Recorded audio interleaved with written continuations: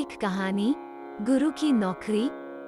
एक राजा बहुत दिनों से विचार कर रहा था कि वो राजपाट छोड़कर अध्यात्म में समय लगाए। राजा ने इस बारे में बहुत सोचा और फिर अपने गुरु को अपनी समस्याएं बताते हुए कहा कि उसे राज्य का कोई योग्य वारिस नहीं मिल पाया है। राजा का बच्चा छोटा है, इसलिए वो राजा बनने के योग्य नहीं है। जब भी उसे कोई पात्र इंसान मिलेगा जिसमें राज्य संभालने के सारे गुण हों, तो वो राजपाट छोड़कर शेष जीवन अध्यात्म के लिए समर्पित कर देगा।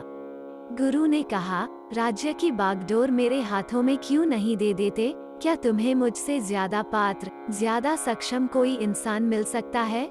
राजा ने कहा, मेरे राज्य को आपसे अच्छी तरह भला कौन संभल सकता है? लीजिए, मैं इसी समय राज्य की बागडोर आपके हाथों में सौंप देता हूँ। गुरु ने पूछा, अब तुम क्या करोगे? राजा बोला, मैं राज्य के खजाने से थोड़े पैसे ले लूंगा, जिससे मेरा बाकी जीवन चल जाए। गुरु ने कहा, मगर अब खजाना तो मेरा है, मैं तुम्हें एक पैसा भी लेने नहीं दूंगा। राजा बोला, फिर ठीक है, मैं कहीं कोई छोटी मोटी नौकरी कर लूंगा, उससे जो भी मिलेगा गुजारा कर लूंगा। गुरु ने कहा, अगर तुम्हें काम ही करना है तो मेरे यहाँ एक नौकरी खाली है, क्या तुम मेरे यहाँ नौकरी करना चाहोगे? राजा बोला, कोई भी नौकरी हो, मैं करने को तैयार हूँ। गुरु ने कहा, मेरे यहाँ राजा की नौकरी खाली है, मैं चाहता हूँ कि तुम मेरे लिए यह नौकरी करो और हर महीने राज्य के खजाने से अपनी तनख्वाह लेते रहना। 1 वर्ष बाद गुरु ने वापस लौटकर देखा कि राजा बहुत खुश था। अब तो दोनों ही काम हो रहे थे।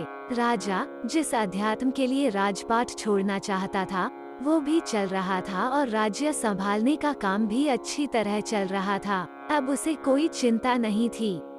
कथा सार, इस कहानी से समझ में आएगा कि वास्तव में क्या परिवर्तन हुआ? कुछ भी तो नहीं। राज्य वही, राजा वही, काम वही, बस दृष्टिकोण बदल गया। इसी तरह हम भी जीवन में अपना दृष्टिकोण बदलें।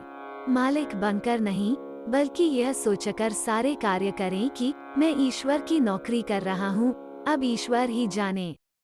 सब कुछ ईश्वर पर छोड़ दें, फिर आप हर समस्या और परिस्थिति में खुशहाल रह पाएंगे। जय श्री राम।